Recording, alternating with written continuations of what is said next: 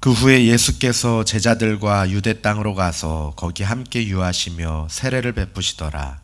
요한도 살렘 가까운 에논에서 세례를 베푸니 거기 물이 많음이라. 그러므로 사람들이 와서 세례를 받더라. 요한이 아직 옥에 갇히지 아니하였더라.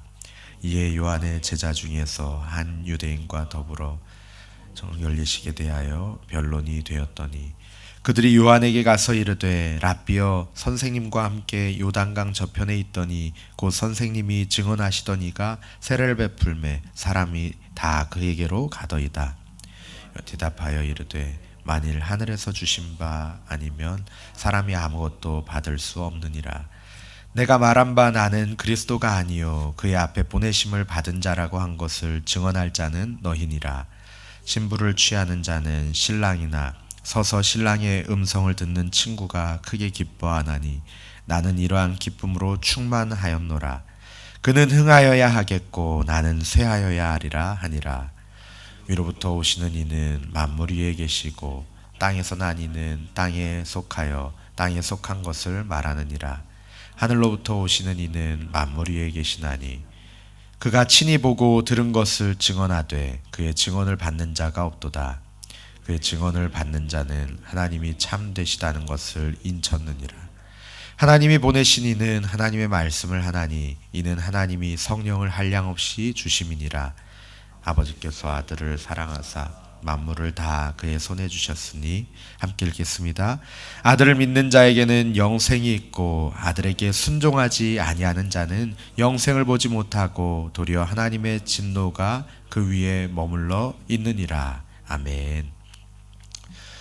코미디 프로그램에서 총알 한 방 맞고 죽는 연기를 해야 할 조연 배우가 끈질기게 살아남는 장면을 한 번쯤 보신 적이 있으실 겁니다. 주연 배우들이야 총을 여러 번 맞고도 살아남고 역전해서 마침내 승리하면서 멋진 대사를 남기는 게 영화를 빛나게 하지만 조연 배우는 자신에게 주어진 역할만을 얼른 하고 자취를 감추는 것이 영화를 감칠맛 나게 할 것입니다. 조연 배우가 자기의 주제와 분수를 넘어서 주연 배우를 시샘하고 스스로 경쟁하면 그것만큼 웃긴 일이 없습니다. 우리의 신앙생활에서 주인공은 누구일까요? 당연히 예수님이시죠. 우리의 모든 말과 행실을 통해서 우리의 모든 삶을 통해서 주인공이신 예수님이 나타내져야 할 줄로 믿습니다. 교회 안에서 혹은 개인의 신앙생활에서 예수님이 아니라 자신을 드러내려고 한다면 또 자기가 주인공이 되려고 한다면 코미디의 조연 배우 같을 것입니다. 오늘 말씀에서 요한의 삶을 통해서 올바른 신앙인의 자세와 태도를 배우고 또 그렇게 살아가는 저와 성도님들 되기를 소망합니다. 먼저 앞에 22절에서 24절은 뒤이어 나올 세례 요한과 그의 제자들의 대화 그 사이의 대화 정황을 설명해 주고 있습니다. 앞서서 요한복음 1장에서 예수님을 하나님의 아들이신 그리스도로 증거한 이 세례 요한이 또다시 등장합니다. 감옥에 갇히고 순교했던 이 요한이 아직 감옥에 갇히지 않았을 때라고 그 시기를 말씀하고 있습니다. 예수님도 제자들과 함께 유대 땅에 거하시면서 사람들에게 천국 복음을 선포하시고 또 세례를 베푸셨습니다. 예수님의 오심을 준비하던 세례 요한은 예수님께서 사역을 시작하시고 나서도 자기 일을 계속하며 또 그에 대한 사람들의 반응 역시 계속해서 열광적이었습니다. 사람들은 계속해서 그에게로 찾아왔고 또 그에게도 세례를 받았습니다.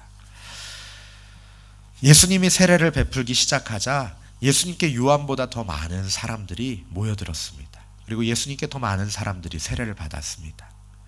요한의 제자들은 이 상황을 상당히 불편하게 생각하고 있었던 것 같습니다.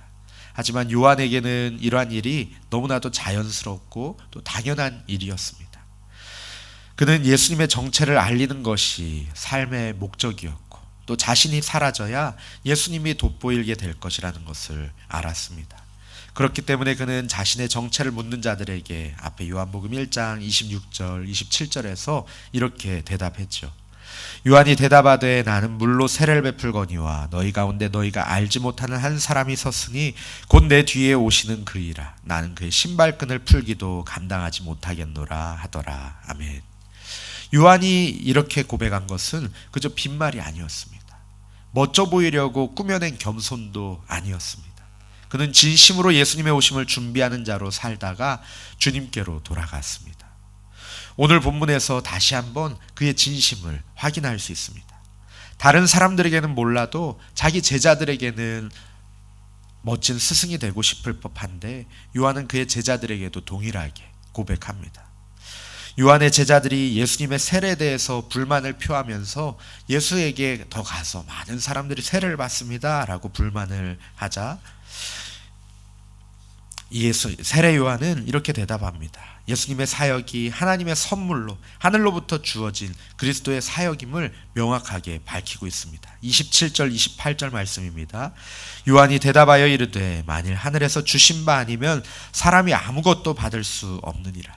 내가 말한 바 나는 그리스도가 아니요 그의 앞에 보내심을 받은 자라고 한 것을 증언할 자는 너희니라. 아멘. 그리고 앞서 1장의 고백처럼 자신은 그리스도가 아니고 그리스도이신 예수님의 길을 예비하기 위해서 미리 보내심 받은 자뿐이다 라고 다시 한번 밝히고 너희도 이것을 증언하라고 제자들에게 가르칩니다. 그러면서 요한은 예수님을 신랑에 또 자기 자신은 그 신랑의 친구에 그리고 또 백성들은 신부에 비유합니다. 결혼하신 분들은 결혼식 때를 회상하시면서 이 말씀을 읽어보면 확 와닿을 것 같습니다.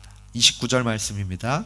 신부를 취하는 자는 신랑이나 서서 신랑의 음성을 듣는 친구가 크게 기뻐하나니 나는 이러한 기쁨으로 충만하였노라. 아멘. 결혼식에서 신랑이 아름다운 신부를 맞이하면서 가장 기쁘겠죠. 그런데 옆에 있는 신랑의 친구들 어떤 감정을 느끼겠습니까? 어떤 감정을 느끼겠습니까? 친구인 신랑과 함께 기뻐하고 진심으로 축하하는 것이 마땅하겠죠.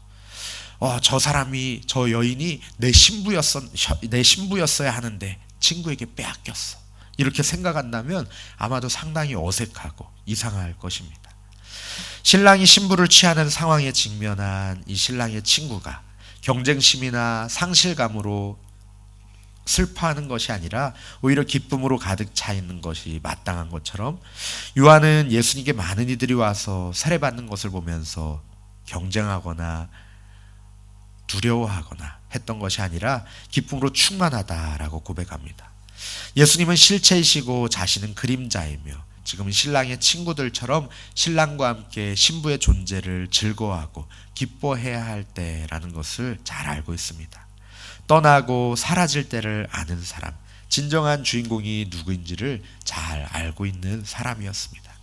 세례 요한은 하나님의 목적을 이루는 자신의 역할 수행에 진실하고 충실한 사람이었습니다. 요한이 내린 이 결론에서 그의 이러한 자세를 결정적으로 잘 보여줍니다. 30절 말씀입니다. 그는 흥하여야 하겠고 나는 쇠하여야 하리라 하니라. 아멘. 이러한 요한의 고백이 저와 우리 성도님들의 고백이 되기를 축복합니다. 요한은 예수님께서 흥하시고 자신이 쇠하는 것이 하나님의 뜻을 이루기 위해서 일어나야 할 필수적인 것이라고 이해하고 있었습니다.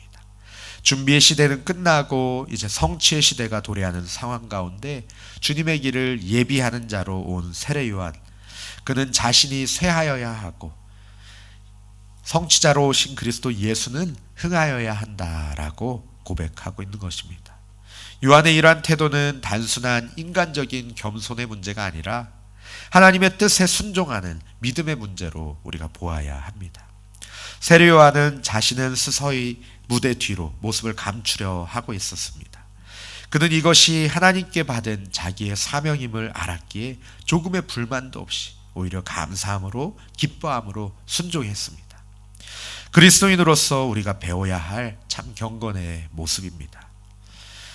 그리스도인들을 두 가지 유형으로 나눌 수가 있는데 첫 번째는 예수님을 조연이 되게 하고 자신을 주연의 자리에 세우는 코미디 같은 모습을 하는 이들입니다. 이들은 예수님의 참 제자라고 할 수가 없습니다. 이들은 단지 예수님의 이름을 자기를 세우기 위해서 이용하고 있을 뿐입니다. 참 제자들에게는 더 이상 자기가 없습니다. 자기 부인이 제자가 되기 위한 첫 번째 필수 조건이라고 예수님께서 말씀하셨죠. 이들에게는 예수님께 대한 주님이라는 호칭이 단지 그냥 공식적인 명칭에 불과합니다. 우리가 예수를 주라고 할 때는 이것은 곧 우리 자신은 예수님의 종이다 라는 것을 말씀하는 거죠. 예수님의 이름을 자신의 도구로 일용하려는 이들은 주님 앞에 서게 되는 날 자신에게 임할 재앙을 두려워해야 합니다. 그들이 비록 주의 이름으로 선지자 노릇을 하고 주의 이름으로 귀신을 내어쫓고 또 주의 이름으로 여러 가지 많은 권능을 행한다 할지라도 주님께서는 그들을 도무지 인정하지 않으실 것이라고 말씀하셨습니다. 두 번째로는 예수님을 주연으로 세우고 자신은 조연의 역할을 하는 것으로 기뻐하며 만족하는 이들입니다. 이들은 진실한 신앙을 가진 경건한 신앙인들이고 또 세례 요한이 그렇게 살았습니다. 바울이 그렇게 살았습니다. 성경의 많은 인물들이 또 우리의 많은 신앙의 조상들이 그렇게 살았습니다. 사도 바울을 예를 들면 사도 바울은 언제든지 사람들에게 자신의 이름이 알려지는 것을 크게 원치 않았습니다. 오히려 자신을 통해서 오직 그리스도 예수님의 이름이 존귀케 되기를 원할 뿐이었습니다. 예수님을 무대의 중심에 세워 뭇사람들의 시선이 그분에게로 집중되게 하는 조연 역할에 언제나 만족하며 기뻐하며 충성했던 그러한 사람이 바로 바울이었습니다. 참으로 신실한 일꾼입니다.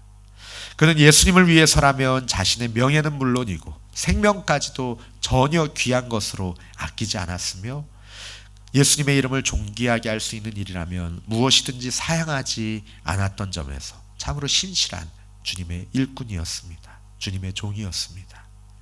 진실한 성도로서의 삶을 원하는 이들은 이와 같이 요한을 또 바울을 본받아야 합니다.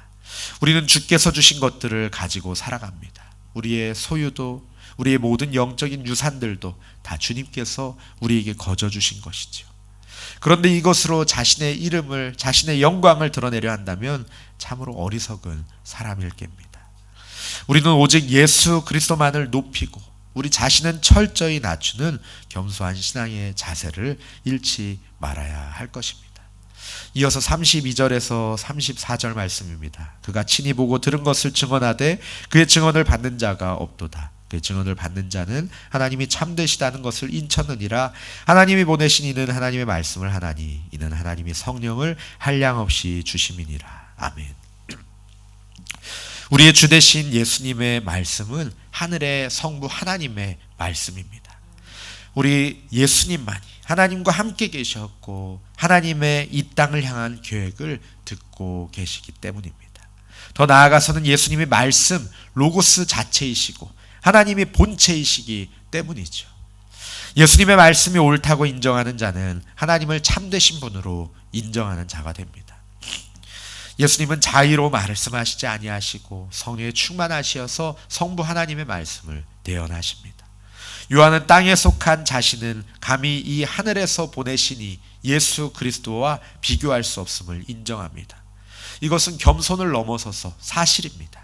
사실을 사실로 인정하는 것은 참으로 겸손한 일입니다. 35절 36절 말씀입니다. 아버지께서 아들을 사랑하사 만물을 다 그의 손에 주셨으니 아들을 믿는 자에겐 영생이 있고 아들에게 순종하지 아니하는 자는 영생을 보지 못하고 도리어 하나님의 진노가 그 위에 머물러 있느니라. 아멘. 성자 예수님은 단지 하나님을 증거하는 자에 그치지 않고 하나님으로부터 만물에 대한 통치권을 위임받으신 왕이십니다.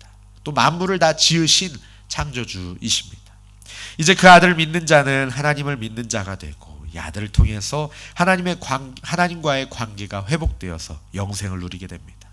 하지만 이 아들 예수님의 통치에 복종하지 않는 자는 영생을 보지 못하고 이미 심판주 하나님의 아버지 심판 아래 놓인 자입니다.